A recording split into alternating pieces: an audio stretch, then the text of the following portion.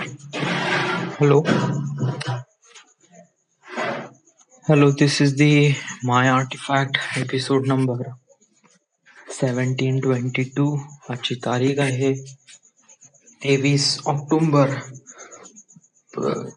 2013. आता वाजले रात्रीचे 2019 सॉरी. आता वाजले रात्रीचे 9:53. ओके.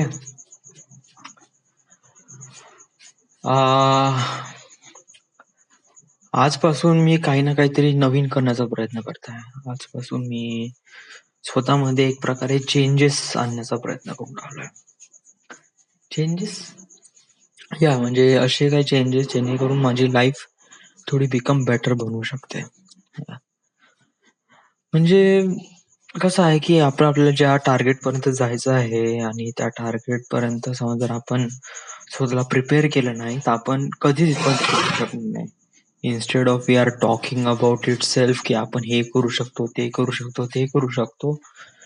बट कसं आहे की तिथपर्यंत जाण्यासाठी आपल्याला थोडी बहुत नाही, खूप सारी मेहनत पाहिजे. थोडी बहुत नाही चालत नाही, ते बहुत ही मेहनत चाहिए. आणि तुमचं टॅलेंट एक युनिक पाहिजे. तुमच्यापाशी असं काही ना काहीतरी युनिक पाहिजे. कारण मेहनत तर सगळेच जण करतात, पण तुमच्यापाशी असं काही ना काहीतरी युनिक पाहिजे जेणेकरून लोक तुमच्याकडे अट्रॅक्ट झाले पाहिजे. I am doing it.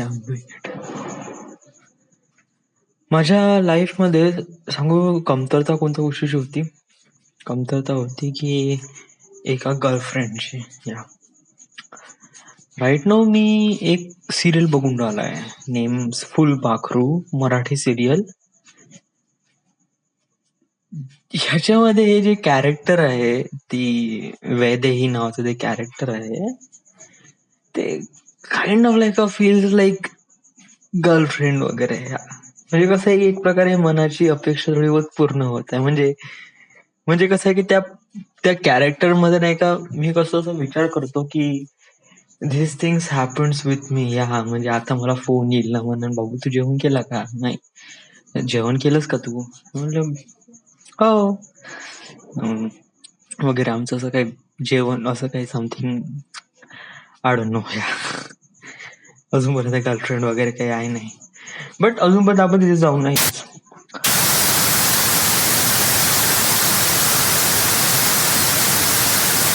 सरळ फिल्म लिहू, स्टोरी लिहू, सेगमेंट लिहू. बट कसं आहे की आज क्लासमध्ये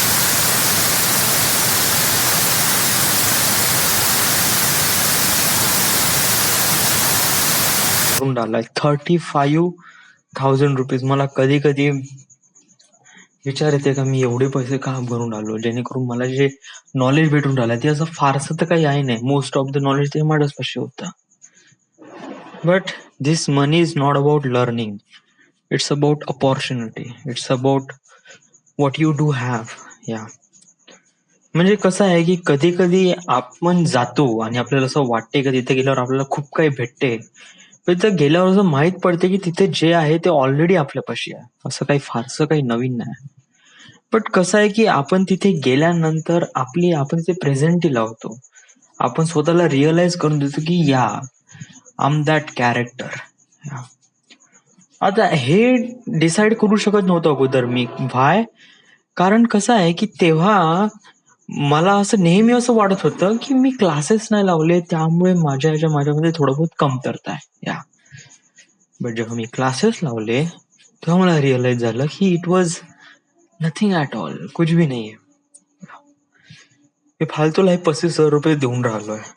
पण ते मी पैशाबद्दल अशी गोष्ट करून राहिलोय. मी पैसे त्यांना देईनच, ऑफकोर्स देईन, कारण मला माहित आहे, कारण कधीही आपण दुसऱ्याचे नुकसान करून कधी फायद्यात पडत नाही. मला एक गोष्ट माझ्यासोबत झाली, जेणेकरून मला पैशाच्या बाबतीत एक गोष्ट मला काफी रिअलाइज झाली. मी जेव्हा 12th स्टँडर्ड मध्ये होतो ना, तेव्हा मी प्रिझमच्या क्लासेसचे ट्युशन जात होतो. तिथे नाही का मी फक्त 12वीचे क्लासेस लावले होते, ते AI EEE आणि JEE चे क्लासेसचे लावले नव्हते. या तरी मी जात होतो. व्हाय? कारण मला ते जाणं खूप चांगलं वाटत होतं. प्रिझम मध्ये जाणं, ते सगळे लोक राहतात, मुलं मुली वगैरे. It does feels really incredible. या तर मी क्लासेसमध्ये कसं एक पण पैसा भरलो नाही आणि गेलो कसा, या तिथे खूप सिक्युरिटी होती, टाईट सिक्युरिटी होती तिथे. तर थंब पकडत होतं, थंब स्कॅन होत होते एक प्रकारे. तिथे कसं आहे की स्टार्टिंगला वगैरे समथिंग एखादी हप्ता वगैरे गेलो नाही, त्याच्यानंतर अचानकपणे गेलो. आणि युजली कसं की थंब माझं ऑलरेडी ते प्रिंट होता. कोणत्या गोष्टीसाठी? की 12च्या क्लासेससाठी, PMT JW साठी होतं नाही या. तर तो माझा थंब ऍक्सेप्ट करेल, जे की मी पैसे दिले होते या गोष्टीसाठी, कोणत्या 12वीच्या क्लासेससाठी, फिजिक्ससाठी. बट JW ने IEEE साठी नाही दिले होते. या सो तरी पण मी जात होतो. या आणि मग ते मग म्हणे की थंब तुमचं हे नाही म्हणे, तुम्ही पैसे दिले नाही म्हणे. म्हणलं सर पैसे दिले आहे म्हणलं. मग तुम्ही रशीद दाखवा म्हणे. म्हणलं रशीद म्हणजे हरवली, मी पहिल्याच इन्स्टॉलमध्ये पूर्ण पैसे दिले वगैरे वगैरे. थोडा वेळ थांबून ठेवायचा, मग क्लासेस सुरू झाले का ठीक आहे बाबू चाललं जा. अशाप्रमाणे मी पूर्ण क्लासेस केले, नोट्स घेतल्या, सगळं सगळं सगळं काही केलं. येस. रिझल्ट काय आला? माझा PMC ग्रुप मध्ये 109 मार्क. या 300 पैकी. फिजिक्स, केमिस्ट्री, मॅथ्स याच्यामध्ये मला भेटले 109 mark. Can you believe it that? Yes. पासिंगसाठी किती मार्क पाहिजे? इंजिनिअरिंग ऍडमिशनसाठी 135 मार्क. त्याच्यानंतरही 120 वर आलं, 15 मार्क कमी. काय 120 वरही तुम्ही इंजिनिअरिंग वर ऍडमिशन घेताय, त्याच्यातही मला ऍडमिशन भेटली नाही, कारण माझे तर 109 होते.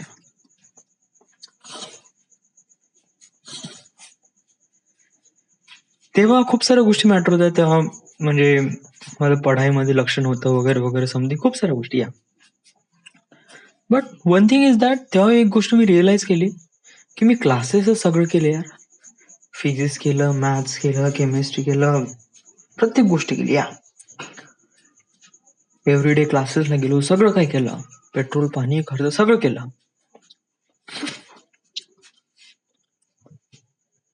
मग मी फेल झालो. मी फेल का झालो?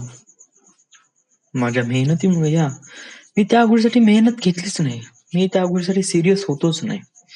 मी जस्ट टाइमपास मध्ये सगळं काही करून घेतलं आणि माझ्यासोबत सगळं टाइमपासच झालं. नाही त्याच्यानंतर नेक्स्ट सगळं timepass. It was nothing was happen, कुछ भी नाही हुआ. त्याच्यात अजून एक गोष्ट रिअलाइज झाली की जेव्हा आपण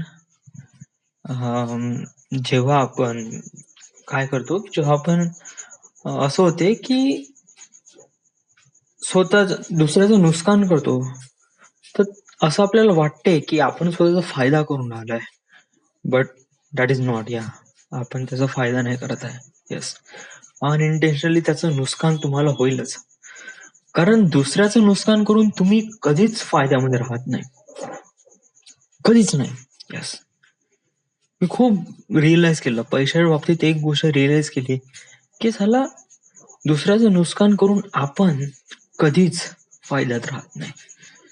हे गोष्ट मी नेहमी लक्षात ठेवेन, नेहमी. येस, कारण ही गोष्ट बहुत महत्वाची आहे आणि ही गोष्ट बहुत मोठी आणि महत्वाची पण आहे. मोठी म्हणजे काय? मोठी म्हणजे काय की आता मी क्लासेस लावले 35,000चे, मी त्यांना 35,000 पूर्ण देईन. या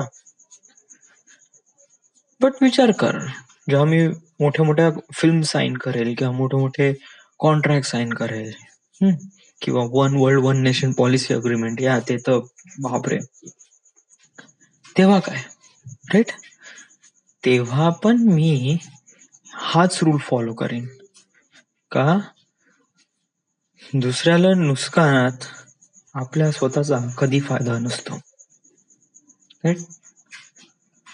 आणि मी त्यांच्यासोबत पण एक प्रकारे फेअर गेम खेळेन. येस, पैशाच्या बाबतीत आपण काही हे नाही. आज सांगू, आज मला काफी एक प्रकारे बहुत गिल्ट फील झालं. आज माझ्या अकाउंटमध्ये 1,500 रुपये आहे. 1,500 ऍक्च्युली, आता 1,400 रुपये असं 100 रुपये आता काढले मी. माझ्या अकाउंटमध्ये पैसे नाही जास्त. मी एक प्रकारे स्वतःला असं फील करून राहिलो आहे की right now it was nothing I have left. कारण जेव्हा माझ्याकडे पैसे नसते ना तेव्हा मी खूप जास्त हे होतो. बहुत सारे विचार माझ्या डोक्यामध्ये येऊन राहिले आहे की मी कसं करेन, कशाप्रमाणे मॅनेज करेन. पुढल्या महिन्यात घर मालक म्हणत आहे की 3,000 रुपये द्या. जे की 3,000 रुपयाची ही रूम लायकीची नाही. यस, इव्हन 2,500ची पण लायकीची नाही. जर 2,000ची तर लायकीची आहे फक्त. जिथे लाईट नाही, पंखा नाही आहे, झोपण्यासाठी गादी नाही आहे, मी चटईवर झोपतो, बाथरूम मध्ये नळ नाही आहे. It was nothing at all, कुछ भी तो नाही. तरी मी इथे 2,500 रुपये देऊन राहिलोय. व्हाय? कारण हे जागा आम्हाला खूप जवळ पडत होतं ऑफिस पासून. पण आता तसं नाही. तर आता मला पुढल्या महिन्यात वगैरे थोडीशी रूम बदलावायची आहे. हे दिवाळी होऊ दे. दिवाळी झाल्यानंतर मी जातो, बघतो थोडंसं OLX वर थोडं कॉल वगैरे करतो आणि एखादी रूम रेंटवर घेतो.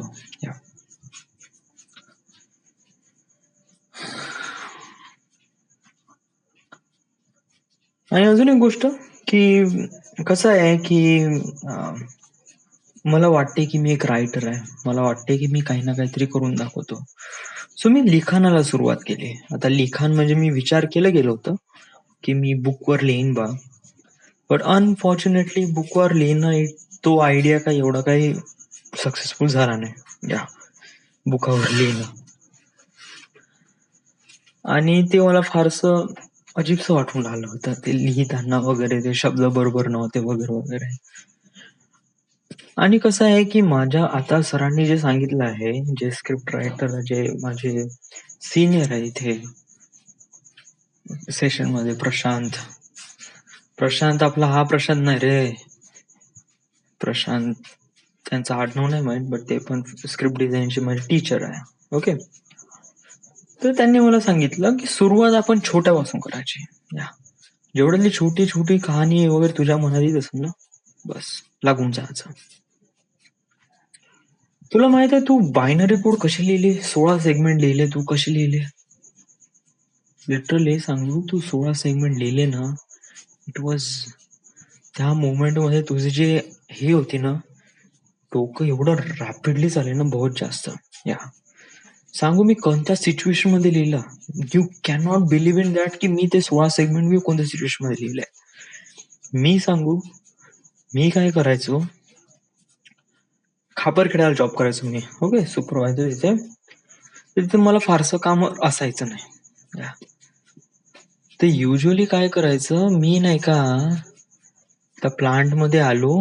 प्लांट मध्ये आल्यावर इथे एक सेक्शन आहे, तिथे नाही का त्या सेक्शन मध्ये मालगाडी असते ना, मालगाडी. इथे मालगाडी पूर्ण पलटी केल्या जाते इथे. म्हणजे इथे क्लॅम्प लावले जातात पूर्ण मालगाडीला, आणि ते क्लॅम्प सकट पूर्ण स्ट्रक्चर उलट घुमते. आणि ते कसं आहे की त्याच्या मालगाडीच्या आतमध्ये जेवढा काही कोळसा आहे तो खाली पडतो.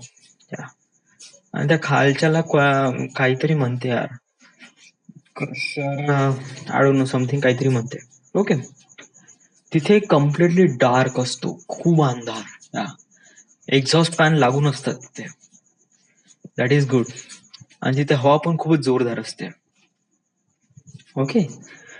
सो तिथे गेलो, तिथे जायचो, मोबाईल काढायचो, कानात हेडफोन टाकायचा आणि बस लिहायचो स्क्रिप्ट. मी कधी विचार नाही केला की मी अशा सिच्युएशन मध्ये स्क्रिप्ट लिहीन, पण माझ्या गांडीला एक प्रकारे दुखत होती तरी मी स्क्रिप्ट लिहिली यार. मी त्या क्रशर हाऊसच्या वरती बसून मी ते स्क्रिप्ट लिहिले. मी अशा ठिकाणी बसून मी स्क्रिप्ट लिहिला तेव्हा मला काफी म्हणजे असं वाटते ना की आता तरी किती आराम आहे यार, कितीतरी आराम आहे माझ्यापाशी पंखा आहे, फॅन आहे. येस. बट तेव्हा माझ्यापाशी तडप होती की काही ना काहीतरी करून द्या. कारण तेव्हा माझ्या जॉब मध्ये असं फारसं काही होतं नाही, काहीच नव्हतं. इट वॉज, मला का करायचं आहे कोणीच काही सांगितलं नाही. यस. आणि मी असंच पगले समोर बसून होते ते.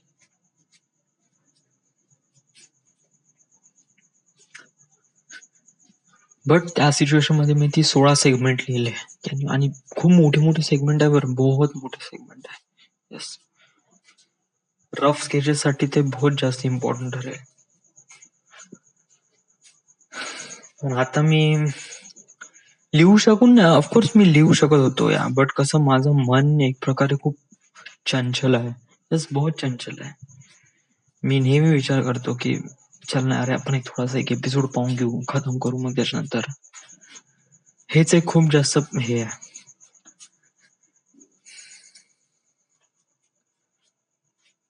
बहुत काही होऊन राहिलंय सराउंडिंग मध्ये, बहुत काही आहे. सुट्ट्या आहे, दिवाळी आहे, खूप साऱ्या गोष्टी सांगायच्या पण आहे, ज्या आज सांगूशा वाटून पण राहिलाय.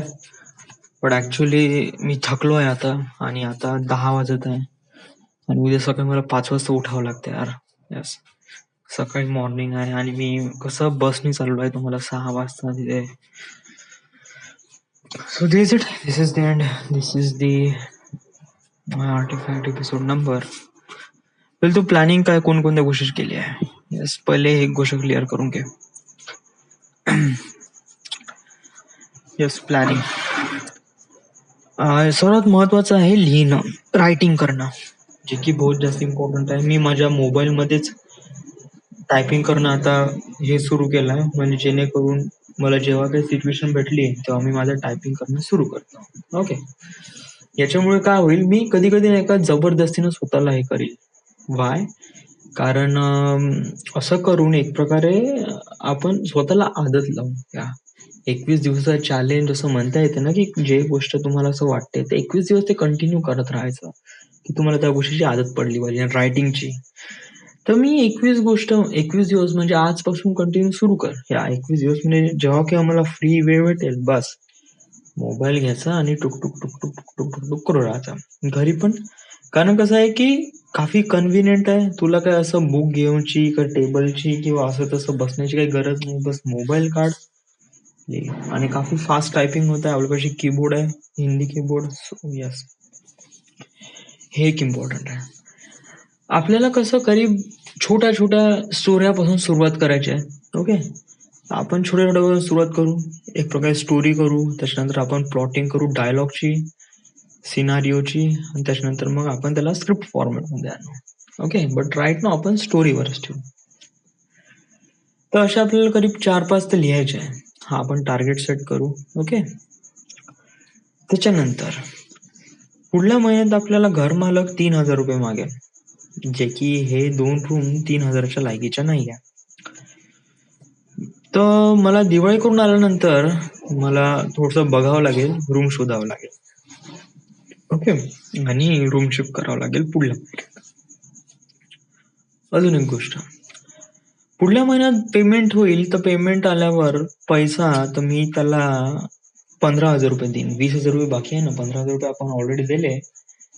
त्याच्यानंतर आता आपण या महिन्यामध्ये 15,000 रुपये देऊ, त्याला म्हणू की 5,000 रुपये मी तुला देतो पुढल्या महिन्यात. कारण आपलं सेशन अजून कम्प्लीट व्हायचं आहे. आता आपण असं करत राहू, इट वॉज नॉट हे. तर कसं आहे की आपण 15,000 रुपये देऊन देऊ. त्याच्यानंतर काय, स्वतःला खर्चासाठी वडिलांना थोडे बहुत पैसे मागू. या 5,000 रुपये थोडस स्वतःला खर्चासाठी, कारण रूम शिफ्ट केल्यावर माहित नाही कोणकोणते कॉन्सिक्वेन्सेस होतात, कशाप्रमाणे. I don't know. Right now, this is the end. This is the my artifact episode number 1722. Right now, we are at Nagpur, Maharashtra. Thank you.